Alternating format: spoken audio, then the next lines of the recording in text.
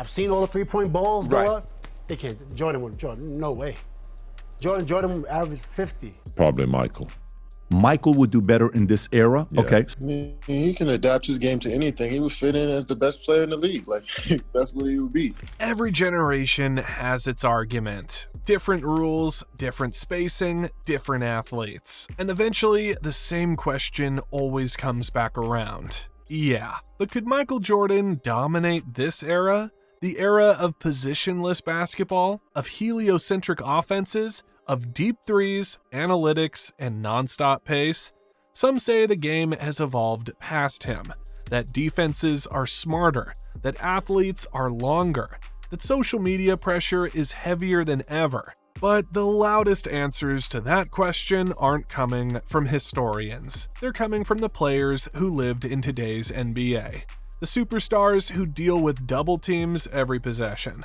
The scorers who see every coverage imaginable. The competitors who understand what it takes to survive 82 games, playoff scouting, and constant noise. When they talk about Michael Jordan, the tone changes. Not nostalgia, not a myth, respect. Because when these players break it down, the footwork, the first step, the mentality, the way Jordan hunted mismatches and punished weaknesses, the conclusion keeps landing in the same place. If anything, this era might make him even more dangerous. More space, more one-on-one matchups, more switches, more opportunities to isolate defenders who can't survive possession after possession. And unlike most scorers today, Jordan didn't need a system built around him. He was the system. In this video, current NBA superstars explain, in their own words, why Michael Jordan wouldn't just survive today's game. He'd bend it, break it, and make it submit. And it always starts with the players who know. When Meta World Peace talks about Michael Jordan, it doesn't come from theory. It comes from scars. Meta played in an era that still valued physical defense, hand checks, hard fouls, and nightly wars on the perimeter. And even then, Jordan felt unguardable. That's why when people question whether MJ could score in today's NBA, Meta doesn't hesitate. He said Jordan would average more than prime James Harden, closer to 40 points a night. And that statement isn't hype, it's logic. In today's game, with the rules the way they are, you played in both eras. How many points do you think Jordan would literally average per game? Today? Today. Phew. More than James Harden. James Harden had a season he averaged 36. More than that. For sure. Meta explains it simply. Jordan didn't rely on volume threes or whistle hunting. He lived in the mid-range, attacked closeouts, and punished defenders for every mistake. In today's game, defenders switch more, help less aggressively, and are terrified of fouling. That's a nightmare combination against someone with Jordan's footwork, balance, and first step. Give Jordan modern spacing and isolation matchups, it's over. Meta also points out something numbers don't capture: Jordan's mindset. He didn't just want to score efficiently, he wanted to break you. If a defender talked, reached, or relaxed for a moment, Jordan would hunt that matchup for an entire quarter. Prime Harden was unstoppable within a system. Meta believes Jordan would be the system and still outscore him. Not because the game got softer, but because it got easier to exploit. And nobody exploited weaknesses better than Michael Jordan. Kevin Durant has never been the type to romanticize the past. He studies too much for that. So when KD says that with modern rules, Michael Jordan would be the best player in the league, he's not talking about aura or the rings. He's talking about skill level and how far ahead Jordan still is. Durant has emphasized that Jordan's skill package alone is unmatched. The footwork, the balance, the ability to get to a shot from any angle without needing a screen. KD points out that most elite scorers today rely on advantages created for them. Spacing, switches, actions designed to free them. Jordan didn't need any of that. He created his own advantages. From somebody that plays in today's pace and space with the amount of 3 balls that today's game shoots, what do you think Jordan will average? Where do you think he would fit in? I mean, he can adapt his game to anything. He would fit in as the best player in the league. Like, that's what he would be. And, you know, I feel like he'll have more possessions to do more things, but there's also more athleticism in his game, and there's more length in his game. But, you know, it's also more space for MJ to go to work. So, I mean, we'll never know, but for sure, I mean, he's a masterful basketball player. Like we've been saying, his skill level is unmatched. So, of course, he'll do numbers in this league today. With today's freedom of movement rules, defenders can't touch you the way they once could. And KD understands what that means for someone whose handle, jab series, post-game, and mid-range counters were already perfect. You take away hand checking, take away physical redirects, and suddenly Jordan's skill becomes overwhelming. Durant has said that people underestimate just how advanced Jordan was technically. The game looks faster now, but the moves Jordan used are the same ones elite scorers still study today. That's why KD's conclusion is simple. Strip away eras, strip away narratives, pure skill for skill, Michael Jordan would still be the best player on the floor every single night. Mark Jackson has spent his entire life around basketball, as a player, a coach, and one of the sharpest minds to ever call the game. So when he talks about Michael Jordan in today's NBA, he doesn't overthink it. His answer is blunt. Michael Jordan would average whatever he wants, no question. Jackson explains that people get too caught up in numbers and eras, when the real separator with Jordan was control. Jordan didn't score because he had to. He scored because he decided to. If the system stayed home, he punished single coverage. If help came early, he dissected you. And if the game demanded a message, he turned the volume all the way up.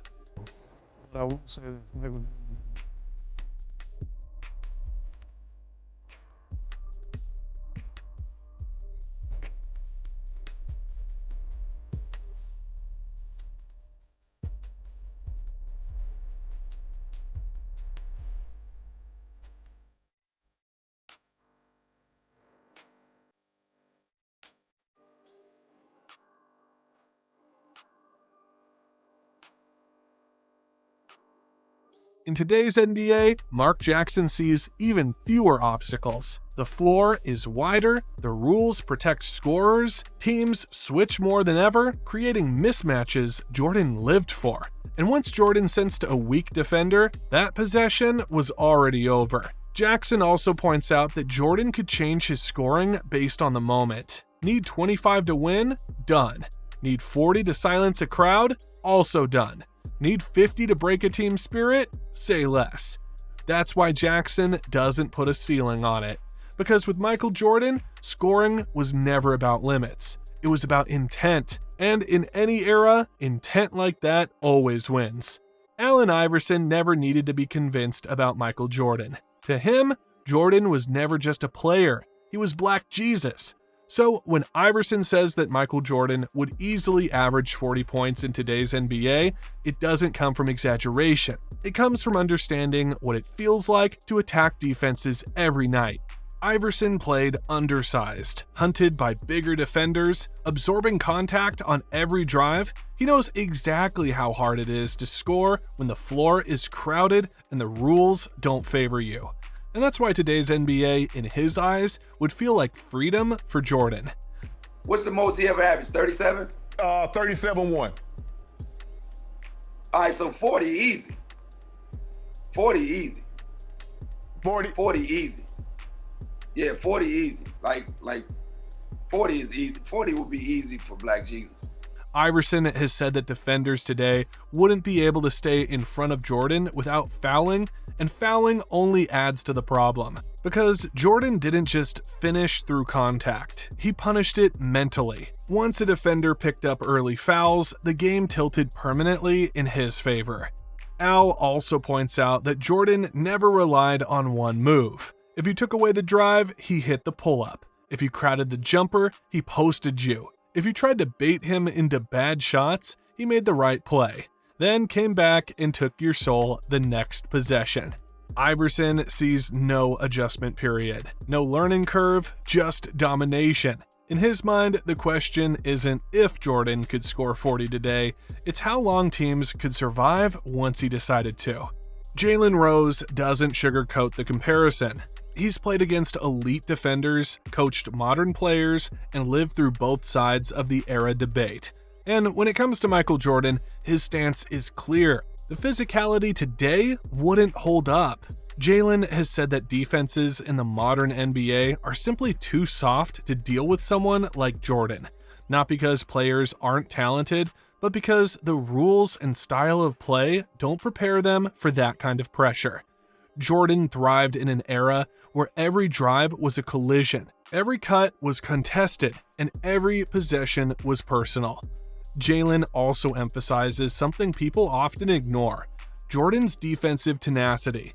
I agree, Greeny, and I came on the show last week and you asked me that question off the cuff, and I said between 45 and 50 because it reminded me so much of how Wilt Chamberlain seemed to be just dropped in a different era when he was averaging 50 and 25. That's what Michael Jordan represented for the era he came in. Think about it, he was MVP of the league while teams were still flying commercial, okay? The rigor isn't the same. The physicality in today's game isn't the same. And one of the things that you didn't acknowledge, all NBA defense, he will be getting steals. He will be getting out in transition, catching lobs, 3-on-2, 2-on-1, and also getting to the free throw line. I like your number, and I like the math to help you get there. He wasn't just a scorer taking breaks on the other end. He picked you up full court. He jumped passing lanes, he turned offense into defense, and defense into humiliation. In today's game, where stars are protected and offenses flow freely, Rose believes Jordan's motor would overwhelm opponents. Guards aren't used to being hounded for 94 feet. Wings aren't used to someone attacking their handle possession after possession. Jordan didn't just outscore you, he wore you down. Mentally, physically, emotionally. And in an NBA built on rhythm and comfort, Jaylen Rose believes Jordan would destroy both, long before the fourth quarter ever arrived. If anyone knows Michael Jordan better than most, it's Scottie Pippen. Years of championship battles side by side gave him a front row seat to Jordan's greatness. And even looking at today's NBA, Pippen doesn't hesitate. He says, without a doubt, that he would still pick Michael Jordan as the best player in the league if he suited up today. Why? Because Pippen knows what made MJ untouchable wasn't just athleticism, it was dominance combined with basketball IQ. He could read defenders before they moved, anticipate every help rotation, and exploit every weakness, all while controlling the pace of the game. Still say Michael would do better because, remember, Michael era, my era, early on, very physical, 85, 90-point games. That's right. Different. That's right. In today's game, we're looking at some games that'll get to 130, 140. Insane. Boring. And Yeah. so I think Michael would have strived off of just being free, open. Right. Not having the physicality that he had to play with it night in and night out. Pippen also points out that modern defenses, while fast and long, are designed to protect stars rather than stop them physically. For Jordan, that's an advantage. He would find the mismatches, punish weak defenders, and still make the defense look clumsy. He emphasizes that Jordan's scoring wouldn't just be high, it would be effortless by comparison. The rules today would let him get whatever he wanted, whenever he wanted it, and even the best defensive schemes wouldn't change that. For Pippen, the debate isn't about eras. It's about skill, mentality, and competitive fire. And in his eyes, nothing in today's NBA could stand in the way of Michael Jordan. Across generations, the question has always lingered. Could Michael Jordan dominate in today's NBA? After hearing it straight from current superstars, from Meta World Peace and Allen Iverson to Kevin Durant, Mark Jackson, Jaylen Rose, and even Scottie Pippen, the answer is strikingly clear. It's not nostalgia talking. It's not about highlights or championships. It's about skill, mentality, and sheer dominance. Jordan's footwork, basketball IQ, offensive creativity, and defensive tenacity were already unparalleled. Combine that with modern rules, more spacing, freedom of movement, and protection for scorers, and what you get is a player who could thrive in any era. Whether it's averaging 40 points a night, controlling the pace, or mentally breaking defenders, every superstar agrees. Jordan would adapt, exploit, and dominate. The defenses might be faster, the players taller, but the core of the game, one-on-one skill, relentless will, and the drive to win would always belong to him. Michael Jordan didn't just play basketball, he reinvented it, and even today, the game wouldn't be ready for him.